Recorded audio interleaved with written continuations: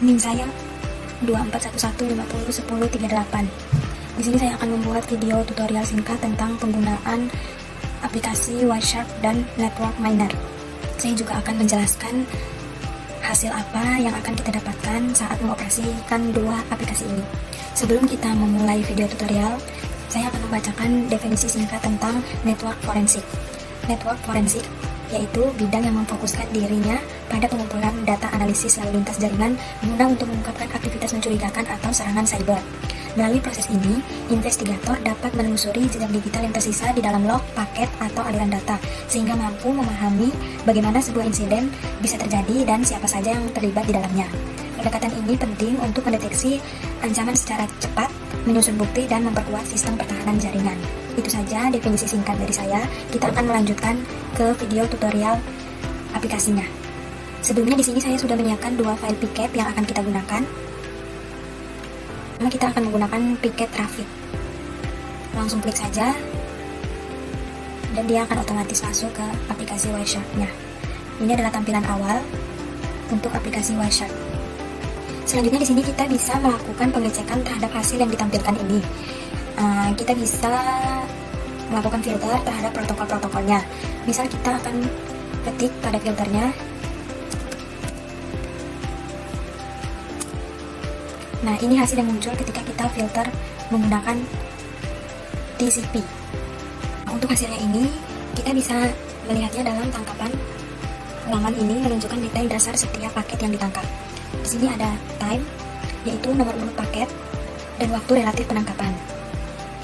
Contohnya ada paket ke 61, 62, hingga 79, dan seterusnya.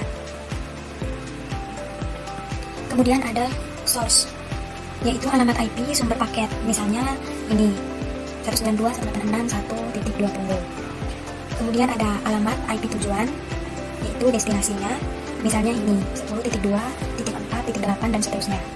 Lalu ada protokol yang digunakan, yang hampir semuanya adalah Transmission Control Protocol atau TCP. Kemudian di sini ada panjang paket dalam bytes. Terlihat banyak paket memiliki panjang 1554. Dan ini termasuk ke dalam maksimum transmission unit atau MTU untuk jaringan tersebut. Di sini juga sudah tertera frame-nya, Ethernet, Internet Protocol version, dan juga Transmission Control Protocol. Nah, setelah kita melakukan pengecekan terhadap semua IP, kita bisa melakukan pengecekan pada IP yang tertangkap pada aplikasi ini, yaitu kita bisa mengeceknya dengan klik menu statis, kemudian kita pilih IPv4 statis, lalu kita pilih all address. Nah, di sini akan menampilkan semua IP statis yang ada. Pada tampilan ini menampilkan beberapa IP dengan beberapa request yang masuk, presentasi jumlah dari masing-masing IP address.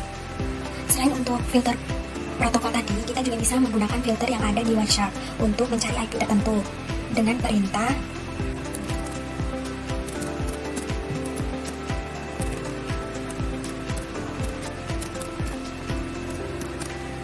seperti ini. Lalu kita enter. Akan muncul laman seperti ini. Nah, pada bagian awal tangkapan layar ada protokol ICMP atau Internet Control Message Protocol, yaitu terdapat beberapa paket ICMP yang ditunjukkan ke 1.1.1.1 dan 10.2.4.8. Ada kolom info yang mencatat ping request. Ini adalah permintaan ping yang digunakan untuk menguji konektivitas ke host tujuan. Beberapa paket juga ada yang ditandai sebagai unknown operation. Ini menunjukkan bahwa paket tersebut tidak terbentuk dengan benar sesuai standar protokol ICMP atau Wireshark, tidak dapat menguraikannya dengan sempurna, yang bisa menjadi masalah jaringan atau masalah perangkat lunak. Di sini juga ada protokol IDNS atau Domain Name System. Terdapat permintaan DNS yang ditunjukkan ke IP 192.168.2.15. DNS digunakan untuk menerjemahkan nama domain seperti Google.com menjadi alamat IP. Nah, di bagian bawah layar menampilkan detail untuk paket yang disorot, yaitu frame 51. Frame yaitu paket yang memiliki panjang 58 bytes on wire atau di kabel, dan 58 bytes chapboard atau ditangkap.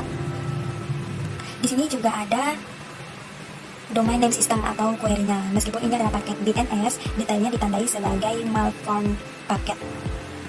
Kemudian, kita juga bisa mengecek IP destinasi ke IP tertentu dengan IP yang sama, namun dengan perintah yang berbeda, yaitu seperti berikut. Lalu kita enter, akan muncul halaman seperti ini. Kurang lebih penjelasannya sama karena di sini juga menggunakan protokol ICMP, DNS, dan TCP. Cuman di sini destinasinya IP-nya 1.1.1.1. Untuk infonya juga sama, di sini menggunakan ping request dan ada juga yang unknown operation. Kemudian kita akan mencoba untuk grid source dengan destinasi bersamaan dengan IP tertentu, yaitu kita pakai perintah yang ini. Kemudian kita tambahkan dengan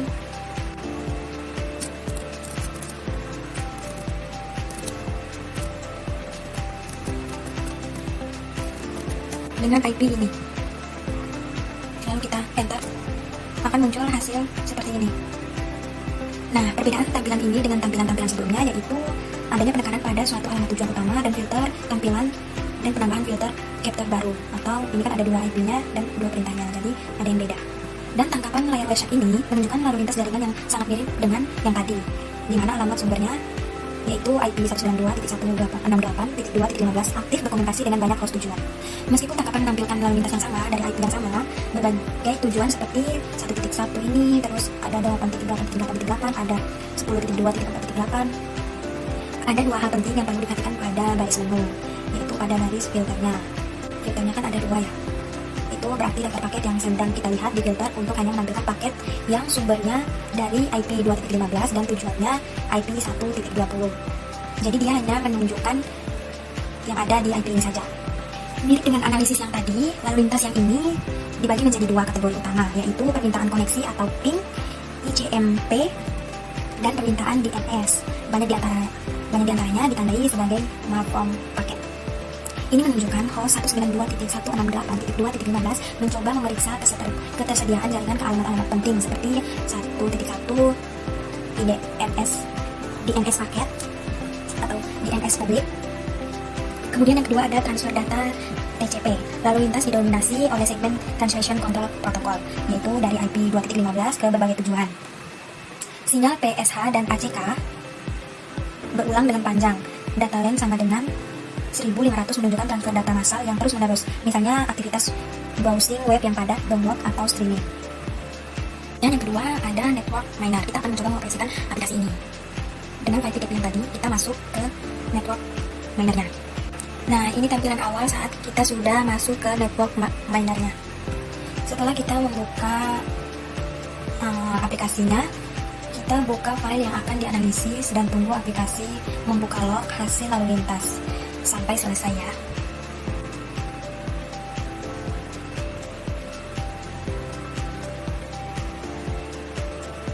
Kemudian akan muncul hasil seperti ini.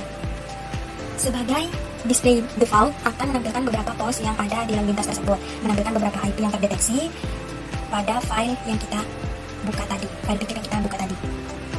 Misalnya di sini kita memilih IP ini 1.30.